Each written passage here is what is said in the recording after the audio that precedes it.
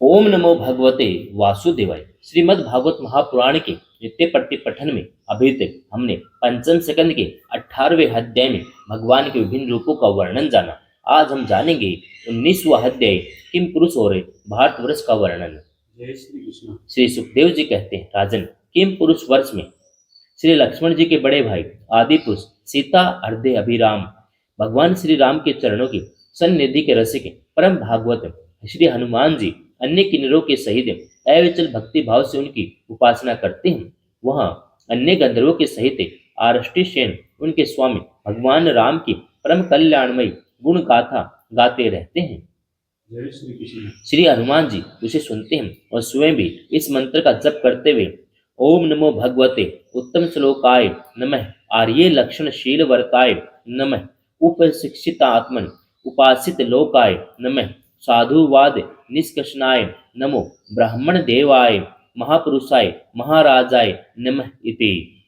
जय श्री कृष्ण। इस मंत्र का जप करते हुए उनकी स्तुति करते हैं। हम ओंकार स्वरूप पवित्र कीर्ति भगवान श्री राम को नमस्कार करते हैं। आप में सत्पुरुषों के लक्षण शील आचरण विद्यमान हैं। आप बड़े ही संयत चित्त लोक आराधन तत्पर साधुता की परीक्षा के लिए कसौटी के समान अत्यंत ब्राह्मण भक्त हैं। ऐसे महापुरुष महाराज राम को हमारा पुनः पुनः प्रणाम है। जय श्री कृष्ण। भगवान, आप विशुद्ध बोध स्वरूप अद्वितीय अपने स्वरूप के प्रकाश से गुणों के कार्य रूप जागृत आदि संपूर्ण अवस्थाओं का निराश करने वाले सर्व अंतर्य अंतमा परम शांत शुद्ध बुद्धि से ग्रहण किए जाने योग्य नाम रूप से रहित अहंकार शून्य है। मैं आपकी शरण में हूँ। जय श्री कृष्ण। प्रभु, आपका मनुष्य अवतार केवल राक्षसों के वध के लिए ही नहीं है। इसका मुख्य उद्देश्य तो मनुष्य को शिक्षा देना है। अन्यथा अपने स्वरूप में रमण करने वाले साक्षात जगत आत्मा जगदीश्वर को सीता जी के वियोग में इतना दुखी कौन देख कैसे हो सकता है। जय श्री कृष्ण। आप धीर पुरुषों के आत्मा। यहाँ शंका होती है कि भगवान तो सभी की आत्मा है, फिर उन्हें आत्मवान धीर पुरुषों के लिए आत्मा क्यों बताया। इसका कारण यह है कि सबके आत्मा होते हुए भी उन्हें केवल आत्मज्ञानी पुरुष ही अपने आत्मा रूप से अनुभव करते हैं, अन्य पुरुष नहीं। श्रुति में जहाँ कहीं आत्म साक्षात्कार की बात आई है, वहीं आत्मवेता के लिए धीर शब्द का प्रयोग किया है। जैसे किश्चित धीर प्रत्यय आगतम अक्षते इति न सूत्रम धीराणाम इत्यादि। इसलिए यहाँ भी भगवान को आत्मवान या धीर पुरुष का आत्मा बताया गया है। जय श्री कृष्ण। उनके प्रियतम भगवान वासुदेव हैं। त्रिलोकी की किसी भी वस्तु में आपकी आसक्ति नहीं है। आप न तो सीता जी के लिए मोह को ही प्राप्त हो सकते हैं, न लक्ष्मण जी का ही त्याग कर सकते हैं। जय श्री कृष्ण। एक बार भगवान श्री राम एकांत में एक देवदूत से बात कर रहे थे। उसमें लक्ष्मण जी पहरे पर थे। भगवान की आज्ञा थी कि यदि इसमें कोई भीतर आवेगा तो वह मेरे हाथ से मारा जाएगा। इतने में ही दुर्वासा मुनि चले आए। उन्होंने लक्ष्मण जी को अपने आने की सूचना देने के लिए भीतर जाने को विवश किया। इससे अपनी प्रतिज्ञा के अनुसार भगवान बड़े असमंजस में पड़ गए। तो वशिष्ठ जी ने कहा, लक्ष्मण जी के प्राण न लेकर उन्हें त्याग देना चाहिए, क्योंकि अपने प्रियजन का त्याग मृत्युदंड के समान ही है। इसी से भगवान ने उन्हें त्याग दिया। जय श्री कृष्ण। आपके ये व्यापार केवल लोक शिक्षा के लिए ही है।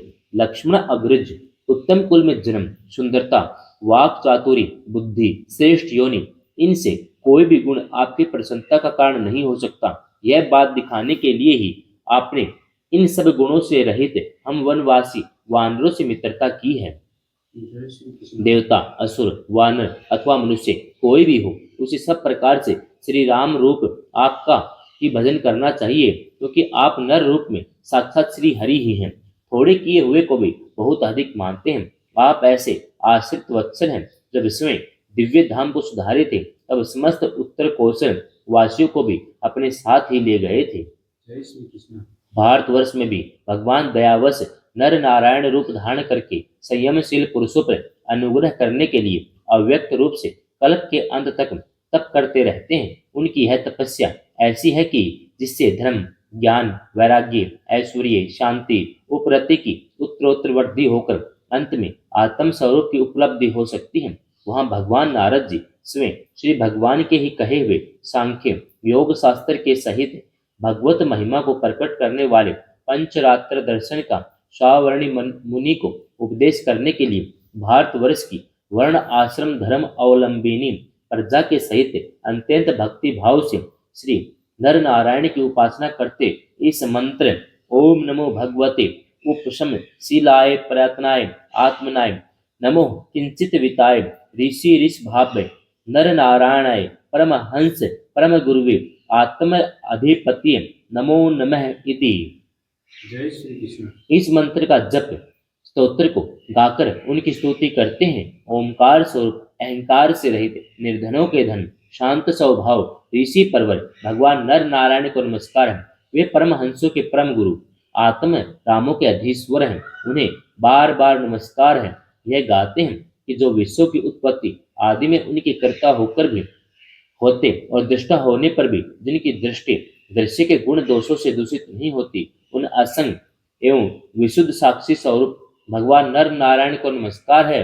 योगेश्वर हिरण्य गर्भ भगवान ब्रह्मा जी ने योग साधन की सबसे बड़ी कुशलता यही बतलाई है कि मनुष्य अंत काल में देह अभिमान को छोड़कर भक्ति पूर्वक आपके प्राकृतिक गुण रहित स्वरूप में अपना मन लगावे।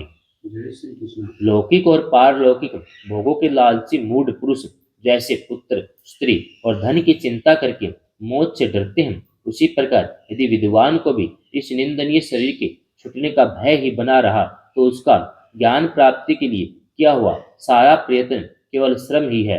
अतः अधोक्षज आप हमें अपना स्वाभाविक प्रेम रूप भक्ति योग प्रदान कीजिए, जिससे कि प्रभु इस निंदनीय शरीर में आपकी माया के द्वारा बदमूल हुए दुर्भेद अहंता ममता को हमें तुरंत काट डाले। जय श्री कृष्ण। राजन, इस भारतवर्ष में बहुत से पर्वत और नदियां जैसे मलय मंगल प्रस्ते मैनाक चित्रकूट ऋषभ पूटक कोलक शहिये देवगिरी ऋष्यमुख श्रीशैल वेंकट महेंद्र वारिधार विंध्य शुक्तिमान ऋक्षगिरी पारियात्र द्रोण चित्रकूट गोवर्धन रैवतक ककुभ नील कोकामुख इंद्रकील कामगिरी आदि इसी प्रकार और भी सैकड़ों हजारों पर्वत हैं। उनके तट प्रांतों से निकलने वाले नद और नदियां भी अगणित हैं। ये नदियां अपने नामों से ही जीव को पवित्र कर देती हैं और भारतीय प्रजा इन्हीं के जल में स्नान आदि करती हैं।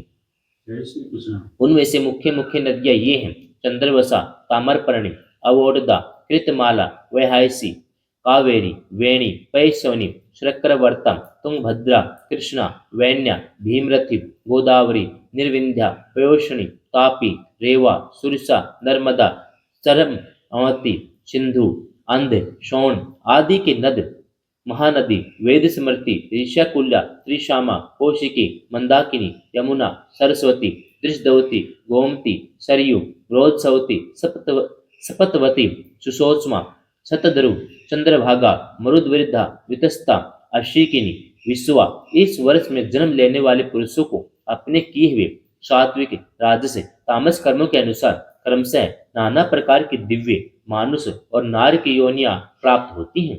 जय श्री कृष्ण।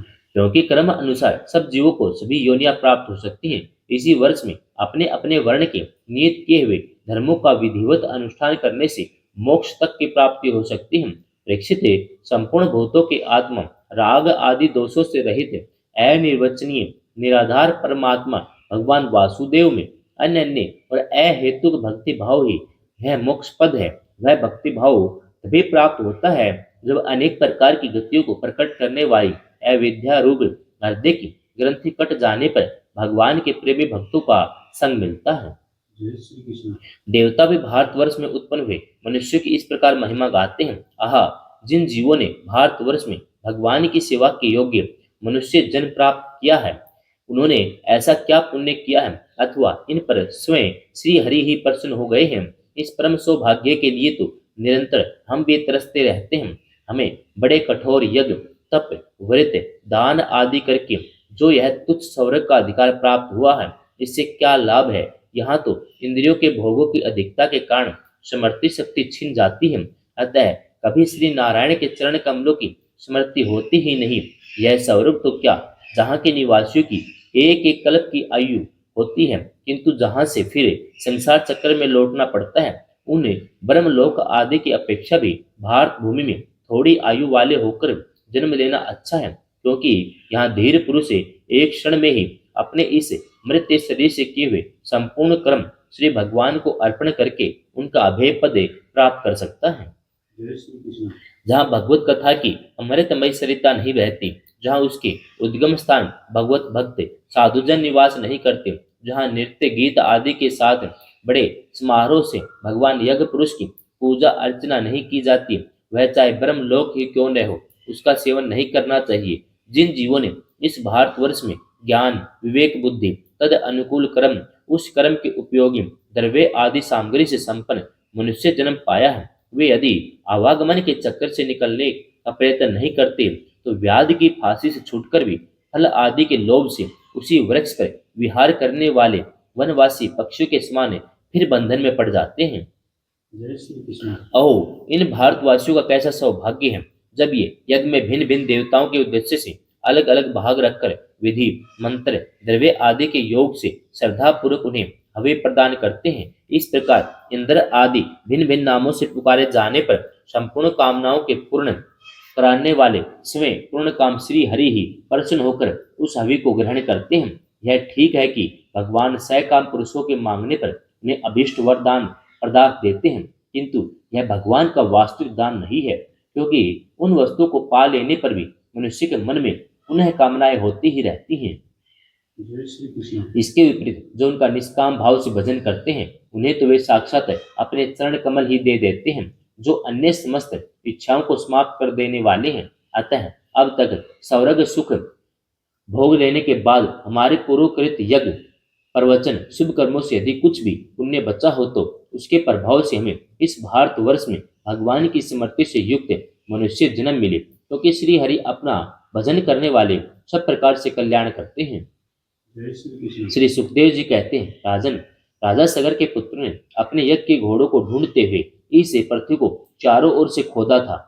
उसमें जम्बूद्वीप के अंतर्गत 8 उपद्वीप और बन गए, ऐसा कुछ लोगों का कथन है। वे सवर्णप्रस्थ, चंद्र शुक्ल, आवर्तन, रमणक, मंदर हरिण, पांचजन्य, सिंघल और लंका है। भरतश्रेष्ठ, इस प्रकार जैसा मैंने गुरुमुख से सुना था, ठीक वैसा ही तुम्हें इस जम्बूद्वीप के वर्षों का विभाग सुना दिया। जय श्री कृष्ण। 19वां अध्याय समाप्त। जय श्री कृष्ण।